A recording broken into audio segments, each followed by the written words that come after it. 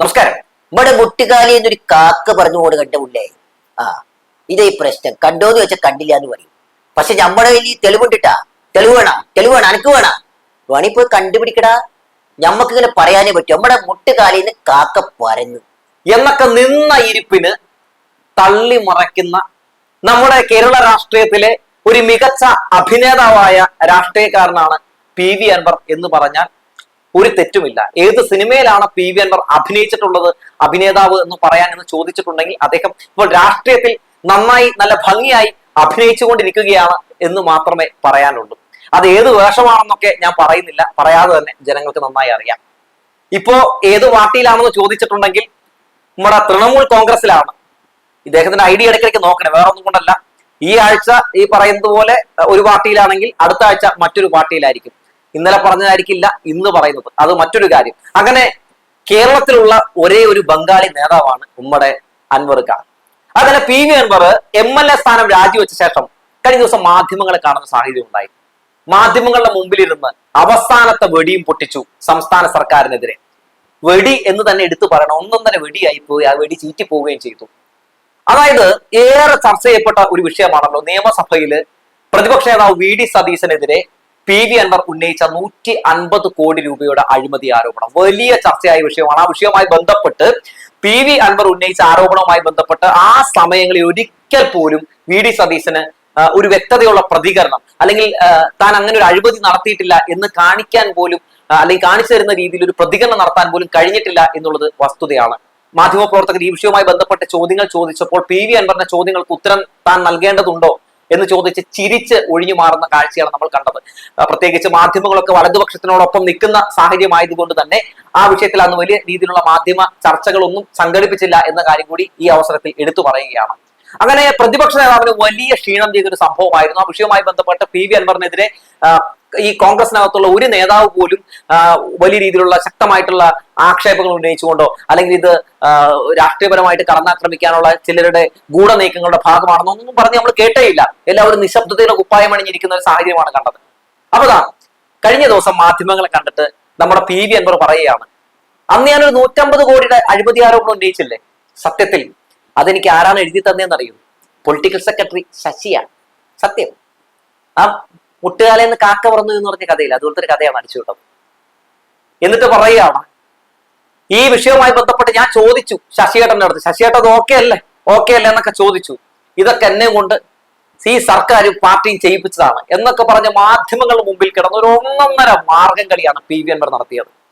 അദ്ദേഹത്തിന്റെ വാർത്താ സമ്മേളനം കഴിഞ്ഞില്ല, മിനിറ്റുകൾ കഴിഞ്ഞപ്പോൾ തന്നെ ഈ പറയുന്ന പ്രതിപക്ഷ നേതാവ് VD സതീശന് ഒരു വാർത്താ സമ്മേളനം നടത്തുന്ന സാഹചര്യം ഉണ്ടായി. അപ്പൊ പി.വി. അൻവർ പറയുന്നുണ്ട്, എനിക്ക് തെറ്റുപറ്റിപ്പോയി, പ്രതിപക്ഷ നേതാവ് മാപ്പ് തരണം. പ്രതിപക്ഷ നേതാവിനെതിരെ ഈ അഴിമതി ആരോപണം ഉന്നയിച്ചപ്പോൾ അദ്ദേഹത്തിനുണ്ടായ മാനഹാനി, അതുപോലെ തന്നെ അദ്ദേഹത്തിന്റെ കുടുംബത്തിനും മറ്റ് അനുയായികൾക്കൊക്കെ ഉണ്ടായ സങ്കടമൊക്കെ എനിക്ക് മനസ്സിലാക്കാൻ പറ്റുന്നത്, എല്ലാവരും എനിക്ക് മാപ്പ് തരണം എന്നൊക്കെ പറഞ്ഞ് വല്ലാത്ത ജാതി ഒരു മോങ്ങലാണ് പി.വി. അൻവർ നടത്തിയത്. അപ്പൊ മാപ്പ് സമ്മതിച്ചു, മാപ്പ് ഞാൻ സ്വീകരിച്ചു എന്ന് പറയാൻ വേണ്ടിയാണ് പ്രതിപക്ഷ നേതാവ് വാർത്താ സമ്മേളനം നടത്തിയത്. മിനിറ്റുകൾ കഴിയുന്നതിന് മുമ്പ് തന്നെ വാർത്താ സമ്മേളനം നടത്തി. അൻവർ എന്ന് പറഞ്ഞ ആരാ, അൻവർ എന്ന് പറഞ്ഞ സൂപ്പറാ എന്ന രീതിയിലായിരുന്നു വാർത്താ സമ്മേളനത്തിൽ ഉടനീളം പ്രതിപക്ഷ നേതാവിന്റെ പെർഫോമൻസ്. കുറച്ച് സമയം കഴിഞ്ഞില്ല, H ഹാഫിസ്, അതായത് കേരള കോൺഗ്രസിന്റെ സംസ്ഥാന നേതാവാണ്, അദ്ദേഹം ഒരു ഫേസ്ബുക്ക് ലൈവിൽ വന്നു. അദ്ദേഹം ഈ പറയുന്നത് പോലെ വല്ലാത്ത ഒരു ശാരീരിക പ്രശ്നം മൂലം ആശുപത്രിയിൽ അഡ്മിറ്റ് ആയിരുന്നു.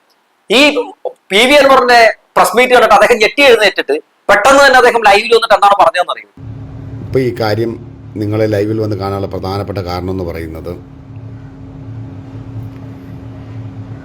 പി.വി. അൻവർ MLA കേരള നിയമസഭയിൽ കേരളത്തിൻ്റെ ബഹുമാനപ്പെട്ട പ്രതിപക്ഷ നേതാവ് ശ്രീ VD സതീശനെതിരെ എഴുതി കൊടുത്ത 150 കോടി രൂപയുടെ അഴിമതി ആരോപണത്തിൽ അന്വേഷണം വേണമെന്നാവശ്യപ്പെട്ട് ആദ്യം സംസ്ഥാന വിജിലൻസിനെയും തുടർന്ന് ബഹുമാനപ്പെട്ട വിജിലൻസ് കോടതിയെ സമീപിച്ച ഒരാളാണ് ഞാൻ.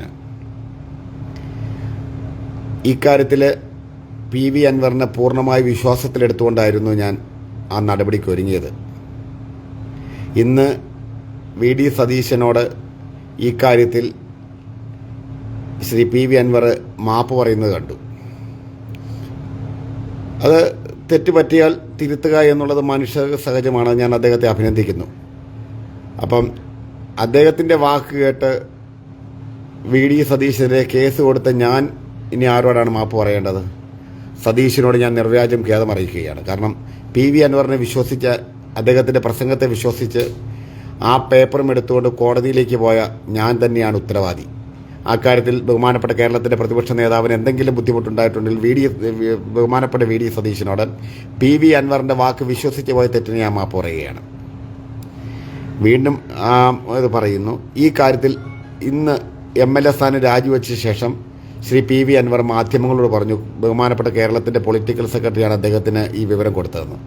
ഇത് തീർത്തും തെറ്റായ ഒരു കാര്യമാണ്. പ്രതിപക്ഷ നേതാവിന് എതിരായ വിവരം കൊടുത്തത് KPCC പ്രസിഡന്റ് ശ്രീ K സുധാകരനാണ് എന്നുള്ളതായിരുന്നു PV അൻവർ എന്നോട് പറഞ്ഞിട്ടുള്ളത്.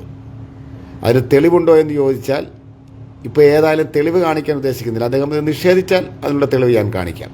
അതായത് ഈ പ്രതിപക്ഷ നേതാവിനെതിരെ 150 കോടി രൂപയുടെ ആരോപണം PV അൻവർ ഉന്നയിച്ചപ്പോൾ ആ വിഷയവുമായി ബന്ധപ്പെട്ട് കേസ് കൊടുത്തൊരു വ്യക്തി കൂടിയാണ് ഈ പറയുന്ന H ഹാഫിസ്. അതും ഈ PV അൻവറിന്റെ വാക്ക് കേട്ടിട്ട്. PV അൻവറാണ് ഈ വിഷയവുമായി ബന്ധപ്പെട്ട തെളിവുകളും പല കാര്യങ്ങളും ഒക്കെ ഈ പറയുന്ന H ഹാഫിസിന്റെ അടുത്ത് കാണിച്ചു കൊടുക്കുകയും അദ്ദേഹത്തെ അങ്ങനെ പറഞ്ഞ് കൺവിൻസ് ചെയ്യുകയൊക്കെ ചെയ്യുന്ന സാഹചര്യം ഉണ്ടായത്. അന്ന് എവിടെ നിന്ന് കിട്ടി എന്ന് H ഹാഫിസ് ചോദിച്ചപ്പോൾ അദ്ദേഹം പറഞ്ഞത് KPCC പ്രസിഡന്റ് K സുധാകരനാണ് ഇത് നൽകിയത് എന്നാണ്. അതുകൂടി അദ്ദേഹം വാർത്താ സമ്മേളനത്തിൽ ഈ പറയുന്ന ഫേസ്ബുക്ക് ലൈവിൽ H ഹാഫിസ് പറയുന്ന സാഹചര്യം ഉണ്ടായി. അപ്പൊ അങ്ങനെ അദ്ദേഹം ഒരു പ്രതികരണം രേഖപ്പെടുത്തിയോടുകൂടി തന്നെ ഈ പറയുന്ന PV അൻവർ പെട്ടു. കാരണം അത് വലിയ രീതിയിൽ ചർച്ച ചെയ്യപ്പെടുന്ന സാഹചര്യം ഉണ്ടായി. ആ വിഷയത്തിൽ മാധ്യമപ്രവർത്തകർ ചോദ്യം ചോദിച്ചു ഒഴിഞ്ഞു മാറി പതിയങ്ങ് പോകുന്ന ഒരു ഗിമ്മിക്ക് നമ്പറൊക്കെയാണ് നമ്മൾ കണ്ടത്. അപ്പൊ ഇന്നലെ ഈ പറയുന്നത് പോലെ ഈ വിഷയവുമായി ബന്ധപ്പെട്ട് PV അൻവർ ഒന്നുകൂടി, അതായത് ഈ വിഷയത്തില് 150 കോടി രൂപയുടെ അഴിമതി ആരോപണം ഉന്നയിച്ച് ശശിയാണ് എന്ന് പറഞ്ഞ് രംഗത്തേക്ക് ഒരു സാഹചര്യം ഉണ്ടായി. അത് മീഡിയ വണ്ണിലാണ്. മീഡിയ വണ്ണിനെ പറ്റി ചിലത് പറയാനുണ്ട്, അത് പയ്യെ പറയാം. അപ്പൊ അങ്ങനെ രംഗത്തേക്ക് വന്നു. അപ്പൊ രംഗത്തേക്ക് വന്നതിന് ശേഷം എന്താണ് നമ്മൾ കാണുന്നത്? ഗോവിന്ദൻ മാഷിന് ഈ പറയുന്ന ഈ വിഷയവുമായി ബന്ധപ്പെട്ട് PV അൻവർ കൊടുത്ത കത്ത് പുറത്തു വന്നിട്ടുണ്ട്. ആ കത്ത് ഞാനൊന്ന് വായിക്കാം, അല്ലെ പ്രധാനപ്പെട്ട ഭാഗങ്ങൾ ഞാനൊന്ന് വായിക്കാം. അപ്പോ അത് 2024 സെപ്റ്റംബർ 13 കൊടുത്ത കത്താണ് കേട്ടോ. അപ്പൊ അതില് പറയുന്നുണ്ട്, അതായത് ഈ വിഷയങ്ങളൊക്കെ, അതായത് തനിക്ക് കിട്ടിയ തെളിവുകളുടെ അടിസ്ഥാനത്തിലാണ് മുഖ്യമന്ത്രിയുടെയും TP രാമകൃഷ്ണന്റെയും അനുമതി വാങ്ങി സ്വന്തം നിലയിൽ സഭയിൽ ഈ ആരോപണം ഉന്നയിക്കുന്നത് എന്ന് പറയുന്നുണ്ട്. അതായത് കേരളയിൽ അട്ടിമറിക്കാൻ വേണ്ടി ബംഗളൂരു ആസ്ഥാനമായ ഒരു കമ്പനിയിൽ നിന്ന്, IT കമ്പനിയിൽ നിന്ന് 150 കോടി രൂപ മേടിച്ചു എന്നൊരു അഴിമതി ആരോപണമാണ് ഇദ്ദേഹം ഉന്നയിച്ചത്. അപ്പൊ അത് ഈ പറയുന്നത് പോലെ ആര് പറഞ്ഞിട്ടാണ് ഉന്നയിച്ചതെന്നൊക്കെ ചോദിച്ച PV അൻവർ തന്നെയാണ് ഉന്നയിച്ചത്. ഈ വിഷയവുമായി ബന്ധപ്പെട്ട് ഗോവിന്ദൻ മാഷിന് ഒരു കത്തും കൊടുത്തു. ആ കത്ത് പുറത്തു വന്നിട്ടുണ്ട്. അങ്ങനെ മൊത്തത്തിൽ വെട്ടിലായിരിക്കുകയാണ് ഈ പറയുന്ന PV അൻവർ എന്ന് പറയാതെ വയ്യ. PV അൻവർ സത്യത്തിൽ ഒരു ക്രെഡിബിലിറ്റി ഇല്ലാത്ത, നമുക്ക് ഒട്ടും വിശ്വസിക്കാൻ പോലും കഴിയാത്ത ഒരു നേതാവായി മാറിയിരിക്കുന്നു എന്ന കാര്യം എടുത്തു പറയണം. ഇനി നമുക്ക് മീഡിയ വണ്ണിനെ പറ്റി ചിലത് പറയേണ്ടതുണ്ട്. ഇന്ന് നമ്മുടെ PV അൻവറിന്റെ ഈ അവസ്ഥയ്ക്ക് ഒരു പ്രധാനപ്പെട്ട കാരണം മൗദൂദി ചാനലായിട്ടുള്ള മീഡിയ വണ്ണാണ് എന്ന് പറയേണ്ടതുണ്ട്.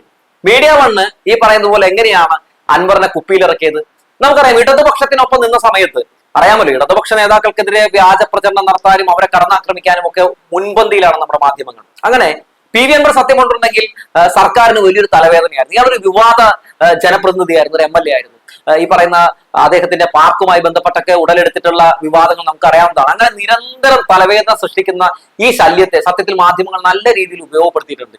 ഒരു നല്ല വാക്ക് പോലും PV അൻവറിനെ പറ്റി ആ സമയത്തൊന്നും പറഞ്ഞു കേട്ടിട്ടില്ല. അതുകൊണ്ട് തന്നെ മാധ്യമങ്ങളെ PV അൻവറിനും വല്ലാത്ത രീതിയിലുള്ള താല്പര്യമില്ലായ്മയായിരുന്നു. മാധ്യമങ്ങൾ എപ്പോഴും കടന്നാക്രമിക്കുക, മാപ്രേ എന്നേ വിളിക്കുകയുള്ളായിരുന്നു ആ സമയത്തേക്ക്. ഇപ്പൊ മാധ്യമ പ്രവർത്തകരെ എന്ന് വിളിച്ചു തുടങ്ങി കേട്ടോ. അന്ന് PV അൻവർ നടത്തിക്കൊണ്ടിരുന്ന ഓരോ പ്രതികരണങ്ങളെയും ഈ പറയുന്നത് പോലെ ഈ കുറച്ചുകൂടി ഊർജ്ജം പകർന്നുകൊണ്ട് കൂടുതൽ നുണപ്രചരണം നടത്താൻ വേണ്ടി ഊർജ്ജം പകരുന്ന രീതിയിൽ നമ്മുടെ മൗദൂദി ചാനൽ ഒഴിച്ചു കൊടുത്ത എണ്ണ, ആ എണ്ണയുടെ തമ്മിലൊക്കെ ഞാനൊന്ന് വായിക്കുന്നത്. ആദ്യത്തെ വാർത്ത എങ്ങനെയായിരുന്നു? പോലീസിനെ നിലയ്ക്ക് നിർത്തുന്ന അൻവർ എന്നായിരുന്നു. അതായത് നീ തന്നെയാണ് ആഭ്യന്തര വകുപ്പ് മന്ത്രി, അൻവറെ നീ വേറെ ലെവലാണ്, അടുത്തോടി പറ എന്ന രീതിയിൽ ഊർജ്ജം പകർന്നു. അപ്പോ രണ്ടാമത്തെ തവണ ഇങ്ങനെയാണ്, അൻവർ ഒറ്റയ്ക്കല്ല എന്നതായിരുന്നു അടുത്ത ക്യാപ്ഷൻ. അതായത് അൻവറിനെ ഈ പറയുന്ന പോലെ സഖാക്കളെ കൈവിടുന്ന സാഹചര്യം ഉണ്ടായല്ലോ. പാർട്ടിയെ കൈവിട്ടപ്പോൾ അൻവർ നിശ്ചിതയുടെ കുപ്പായം അണിഞ്ഞ് ഒതുങ്ങിപ്പോയാലെന്ന് വിചാരിച്ച് വീണ്ടും മീഡിയ ഇത്തിരി ഇന്ധനം ഒഴിച്ചു കൊടുത്തു. അൻവറെ നീ ഒറ്റയ്ക്കല്ലാട്ടോ എന്ന് പറഞ്ഞു. അൻവറിന് ഈ പറയുന്ന പോലെ വേദപുസ്തകവും, അൻവറിന് ഈ പറയുന്ന മൗദൂദി ചാനലാണ് എല്ലാം. അതുകൊണ്ട് അൻവർ നിർത്തിയില്ല. അത് കഴിഞ്ഞപ്പോഴത്തേക്കും മൂന്നാമത്തെ അവരുടെ തംബ്നെയിൽ ഇങ്ങനെയാണ്, അൻവറിന് കിട്ടിയ വലിയ ചാൻസ് എന്ന് പറഞ്ഞ് അടുത്ത ഒരു നീക്കി. പിന്നെ ബാക്കി ക്യാപ്ഷൻസ് ഒക്കെ ഞാൻ വായിക്കാം. അൻവർ എന്ന ഒറ്റ കൊമ്പൻ, ക്യാപ്ഷനൊക്കെ കേൾക്കണേ. അൻവർ ഒറ്റയ്ക്കൊരു പാർട്ടി, അൻവർ പിൻപറ്റുക DMKയുടെ ഐഡിയോളജി, അൻവർ എന്ന ഫയർ ബ്രാൻഡ്, മിന്നൽ പിണറായി അൻവർ മുന്നേറ്റ കഴകം എവിടം വരെ, അവസാന തോൽവി അൻവറിനായിരിക്കില്ല, ഇന്ന് ജയിച്ചത് അൻവർ അറിയേണ്ട രാഷ്ട്രീയ പാഠങ്ങൾ, അൻവറിനെ പിഴച്ചത് ഇവിടെ, അൻവറിന് എന്തിന് ഈ ബംഗാൾ പാർട്ടി, ഇങ്ങനെയൊക്കെ തുടങ്ങി നമ്മുടെ മീഡിയ വൺ ചാനൽ PV അൻവറിന് വെച്ചു കൊടുത്ത വെപ്പാണ് ഒന്നൊന്നര വെപ്പ്. നമ്മുടെ ഇപ്പോഴത്തെ ന്യൂജൻ ഭാഷയിൽ പറഞ്ഞാൽ ഇതുപോലൊരു ഊക്ക് കൊടുക്കാനില്ല, അമ്മാതിരി ഊക്കാണ് പുള്ളി കൊടുത്തത് എന്ന് വേണമെങ്കിൽ പറയാം. ഇപ്പൊ എന്താണ് അവസ്ഥ? ഇപ്പൊ വന്ന് നല്ല ഗംഭീരമായിട്ടൊരു പ്രഹസനമായി മാറിയിട്ടുണ്ട് ഈ PV അൻവർ എന്ന് പറയാതെ വയ്യ. ഓരോ ആഴ്ചയിലും ഇപ്പൊ ആൾക്കാർ എന്താ ചോദിക്കണമെന്ന് അറിയും. പുള്ളിയുടെ ഫേസ്ബുക്കിലെ അക്കൗണ്ടിലെ കമന്റ് ബോക്സ് ഒന്ന് ഓപ്പൺ ചെയ്താൽ മതി, ഈ ആഴ്ച എങ്ങോട്ടാ പോക്കുന്ന. ഇപ്പൊ വേറെ ഏതെങ്കിലും സംസ്ഥാനത്തിലേക്ക് പോയിട്ട് അവിടെ ഏതെങ്കിലും പാർട്ടി പോയി ചേരുമോ എന്ന ഭയമാണ്. എന്നാലും വല്ലാത്ത ജാതി ഒരു ജനപ്രതിനിധി തന്നെയായിരുന്നു PV അൻവർ എന്ന കാര്യത്തിൽ ഒരു തർക്കവുമില്ല. മറുനാടൻ ഷാജനെ കുറെ ചീത്ത വിളിച്ചു ചേർന്ന് അവസാനം മറുനാടൻ ഷാജനേക്കാളും പെരുത്തയറ്റമാണ് താനെന്ന് തുറന്നു കാട്ടി. അവസാനം കഴിഞ്ഞ ദിവസം മറുനാടൻ മലയാളിയിലെ ഷാജസ്കറിയ ഈ പറയുന്ന PV അൻവറിന്റെ തന്തയ്ക്ക് വിളിക്കുന്ന ഒരു കാഴ്ച കൂടി കാണുന്ന സാഹചര്യം ഉണ്ടായി. ആ ഒരു അവസ്ഥയിൽ വരെ വന്നെത്തി പെട്ടിരിക്കുകയാണ്. ഓരോരോ ആളുകളുടെ ഓരോരോ അവസ്ഥ എന്നല്ലാതെ എന്ത് പറയാനാണ്. എന്തായാലും PV അൻവർ നടത്തിയിരുന്ന എല്ലാ വ്യാജ പ്രചരണങ്ങളും എല്ലാ നുണകളും പൊളിഞ്ഞ് അടങ്ങുമ്പോൾ PV അൻവറെ നിങ്ങൾ കേരള രാഷ്ട്രീയത്തിൽ ഇല്ലാതായി കഴിഞ്ഞിരിക്കുന്നു. MLA സ്ഥാനം കൂടി രാജിവെച്ചതോടുകൂടി തന്നെ ഇനി ഇവിടെ പ്രത്യേകിച്ച് ക്ലച്ച് പിടിക്കാൻ ഒരു സാധ്യതയുമില്ല. ബംഗാളികളുടെ കൂട്ടും പിടിച്ച് പെരുമ്പാവൂരിൽ പോയാൽ എന്തെങ്കിലുമൊക്കെ ചെയ്ത് അങ്ങ് നടക്കാം എന്ന് പറഞ്ഞു വെച്ചുകൊണ്ട് നിർത്തുകയാണ്.